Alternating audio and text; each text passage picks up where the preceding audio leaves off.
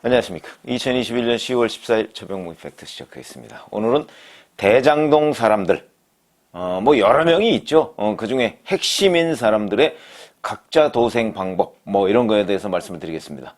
이렇게 되면 결과는 어떻게 될 것인가, 이런 것들이 궁금해지는데, 핵심이라고 한다면 역시 대장동 설계자라고 본인이 고백한 이재명 지금 민주당 대통령 후보가 있고요. 유동규 전 성남도시개발공사 기획본부장, 그 다음에 화천대유의 대주주 김만배 씨, 그 다음에 천화동인 4호의 실소유주 남욱 변호사, 그 다음에 천화동인 5호의 실소유주 정영학 회계사, 이런 사람들이 있고요.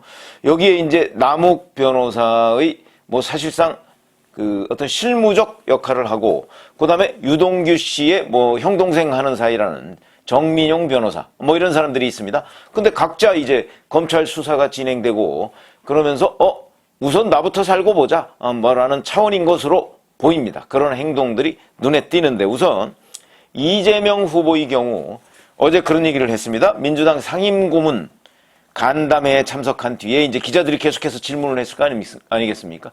이 사건의 핵심 인물 김만배 씨를 아느냐, 이렇게 질문을 하니까 옛날 옛이라고 답을 하다가 그냥 말을 끊었습니다. 답을 안 한 것이죠. 그러니까 기자들이 또 계속해서 질문을 던지니까 주변이 어수선하지 않았겠습니까?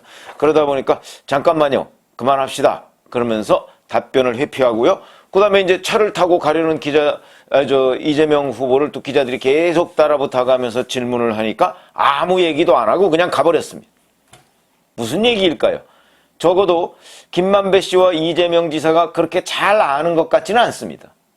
그러나 한번 인터뷰를 한 적이 있고, 그 다음에 이 대장동 개발의 핵심 인물인데 그걸 이재명 당시 성남시장이 모른다고 얘기할 때의 후폭풍, 이건 어차피 18일 경기도청 국정감사 때 또 나오겠지만, 그랬을 때 말이 안 되는 것이죠, 기본적으로. 그렇게 이재명과 김만배가 서로 모른다고 한다면 대장동 개발은 이루어질 수가 없었을 것이다, 이렇게 보는 것이 합리적인 해석입니다. 그럼 실제 상황도 그랬고요. 자, 그런데 이재명 캠프에서는 9월 22일 날 이런 얘기를 한 적이 있습니다. 성남시장 재임 중 천여 건의 인터뷰를 했는데 인터뷰 한 번 했다고 연관성이 있을 리 없다, 이렇게 해서 꼬리 자르기를 딱 했습니다. 말이 안 되는 것이죠. 누가 인터뷰 한 번 했다고 그 두 사람이 밀접한 관계라고 얘기하는 사람이 누가 있겠습니까? 그러나 대장동 개발의 핵심 주역, 그 다음에 대장동의 설계자가 서로를 모른다? 이거는 속아 웃을 일이죠. 그 다음에 이재명 지사는 또 본인이 살아야 되겠으니까 이 대장동의 실무 설계자인 유동규 전 본부장에 대해서 측근이 아니다, 이렇게 얘기를 했고요. 내가 산하에 있는 임직원 이런 사람들이 5천 명 정도 된다. 그러니까 그 관리 책임은 내가 피할 수가 없겠다, 이렇게 얘기했습니다. 그러니까 유동규 씨가 본인은 성남시의 넘버 3, 이재명이 넘버 1, 그 다음에 정진상 비서실 부실장, 이 사람이 넘버 2, 유동규가 넘버 3라고 하고 다녔고, 그 다음에 대장동에 관한 한 본인은 이재명 성남시장의 분신이다, 이렇게 얘기를 하고 있었는데, 이재명 성남시장은 이 유동규 전 본부장을 5천분의 1 정도로 격하한 겁니다. 자, 이게 이제 결국 이재명 후보가 나부터 살고 보자, 나는 지금 당장 대통령 후보에 당선이 되고 이제 대통령이 돼야 될 사람인데 라고 얘기하면서 자기 측근들을 어찌 보면 측근이 아니다, 이렇게 해서 탁 울타리를 쳐서 전부 가지치기를 하고 있는 이재명식 생존법이다, 저는 이렇게 생각하고요. 그러면서 본인의 그 넘버 2라고, 그러니까 좌동규 우진상이라고 하는 우진상, 정진상 현재 이재명 캠프의 부실장입니다. 이 사람이 부칭상을 당했는데 거기도 그냥 경기도지사 조기만 보내고 본인이 문상을 하지 않았습니다. 문상을 했을 경우에 정진상 씨도 이 대장동에 또 아파트를 분양받은 것으로 그렇게 지금 알려져 있는데, 아마 그런저런 것들이 대장동을 연상하게 할 가능성, 이런 것 때문에 본인의 최측근, 분신 중의 분신, 변호사 시절에 사무장까지 했던 사람인데 이 사람의 부친상에도 문상을 안 하는 이재명식 생존법을 지금 유권자들한테 보여주고 있다, 이렇게 생각하시면 되겠고요. 자, 그러면 이제 이재명 지사는 이제 설계자이고, 그러면 이재명 지사 외에 또 아까 핵심이 유동규, 김만배, 남욱, 정영학 뭐 이런 사람들이라고 했죠. 이 사람들도 다 각자 도생에 나섰습니다. 뭐 설계자가 그렇게 나서는데 뭐 다른 사람들이 오죽하겠습니까만은. 자, 무슨 유동규 전 본부장, 김만배 씨 이런 사람들은 서로 자, 주범은 나가 아니고 저쪽 사람이 오히려 거짓말을 많이 한다. 이런 식으로 서로 손가락질을 하고 있고요. 이 사람들 2015년에 화천대유를 처음에 만들고, 그 다음에 성남의뜰 컨소시움, 뭐 이런 것들이 처음에 시작이 되고, 그 다음에 성남도시개발공사에서 성남의뜰을 우선협상 대상자로 선정할 때, 이때만 해도 전부 다 형, 동생 해가면서 그 한 배를 탔습니다. 자, 그 다음에 뭐 초과 수익 환수 장치. 이거는 뭐 이재명 지사 지시로 유동규 전 본부장이 그걸 뺐는지 어땠는지는 현재 분명하지가 않지만 여튼 그 장치가 다른 개발 사업에는 다 있었는데 왜 대장동에만 없느냐. 그런 걸 보면 이것도 어찌됐든 간에 최소 유동규 전 본부장은 뭐 분명해 보이고 이재명 성남시장한테도 보고가 올라갔을 것이다. 이 또한 경기도 국정감사에서 추궁이 이루어질 것이다. 이렇게 생각을 하고요.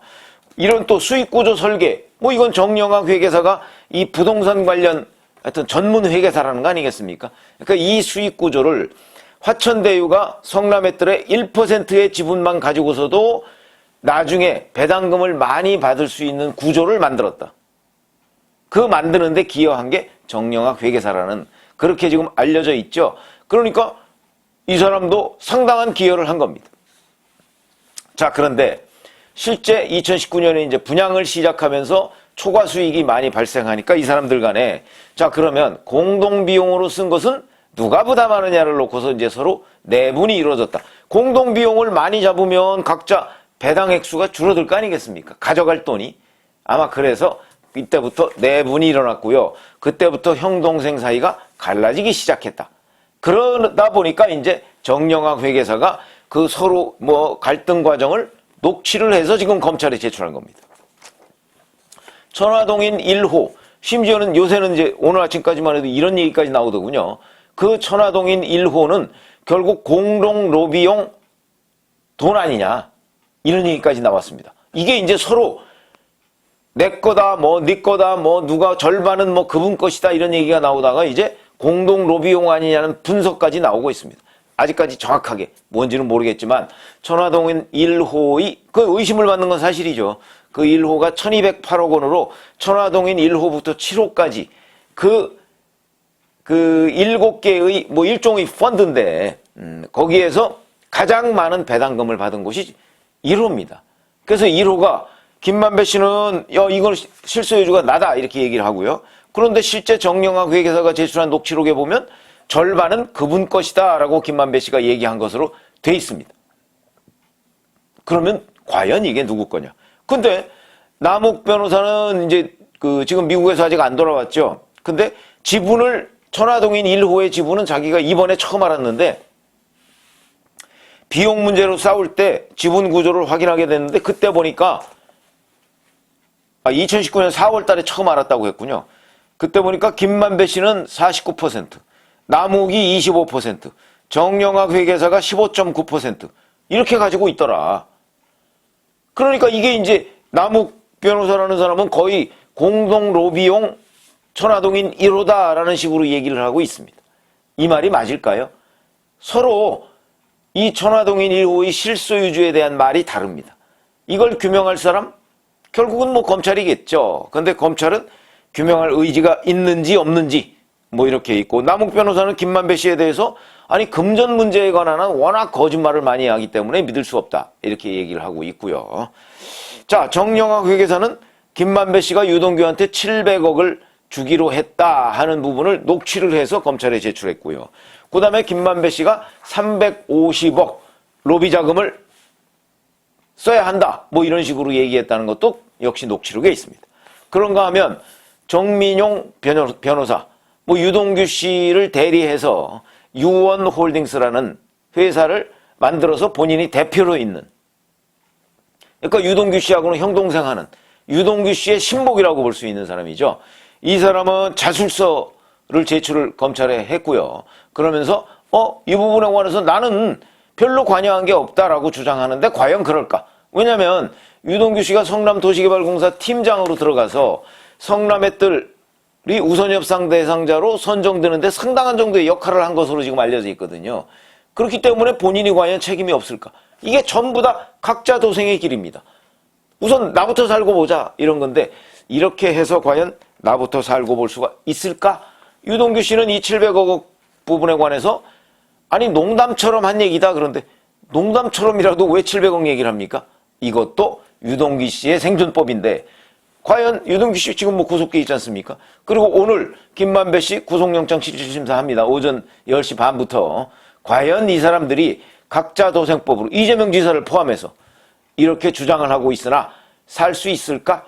이런 생각이 들고요. 결국 이런 지분관계나 어떤 각자의 그 어떤 탈출, 이 대장동 사람들이 대장동에서 탈출하는 방법을 지금 연구하고 있는 것으로 보이는데 이거에 그 가시치기를 해줄 곳은 결국은 검찰이죠. 검찰, 경찰 수사를 하고 있는 곳인데 잘 아시다시피 지금 검찰은 이 사건이 벌어진 곳이 어디입니까? 성남시청이지 않습니까? 그리고 성남도시개발공사입니다. 압수수색 한번 안 하고 있습니다. 지금 이 사건 수사한 지 20일 훨씬 넘었습니다. 그런데 성남시청에 대한 압수수색조차 하지 않고 있다. 그건 무엇을 의미하느냐? 이 사건은 유동규 씨까지 꼬리 자르기를 하려고 지금 검찰이 꾀를 내고 있다. 그러니까 성남시청 같은 데 가서 자료 왕창 가져다 보면 거기 이재명 지사가 사인한, 이재명 당시 성남시장이 사인한 자료들 문서로 다 남아있을 가능성이 높습니다. 물론 지금 없애버렸을 가능성도 있지만 없애버리면 또 그 자체가 증거인멸이 되는 거죠. 그렇기 때문에 성남시청을 압수수색하지 않고 있는 검찰 뭐 이런 것들을 종합적으로 본다면 결국 제가 여러 차례 말씀드렸지만 이건 문재인 대통령이 이재명 집권당 후보를 배제하기 위해서 뭐 신속하고 철저한 수사를 지시한 게 아니고 결국은 이재명 앞선에서 수사를 빨리 끝내라는 신속한 지시, 신속한 수사 지시 여기에 방점이 있다. 점점 제가 얘기한 그쪽으로 가고 있습니다.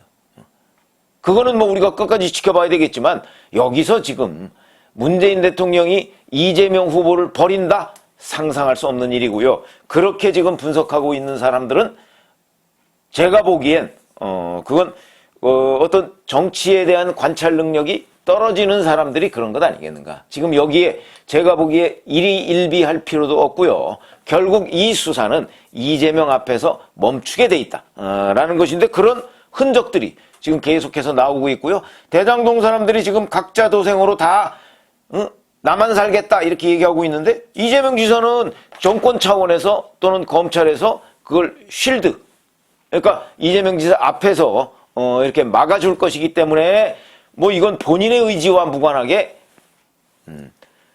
적어도 이번 검찰 수사망에는 걸려들지 않을 것으로 보이고 다른 사람들은 아마 각자 도생의 길이 결국 무력화될 것이다. 이렇게 생각을 합니다. 감사합니다.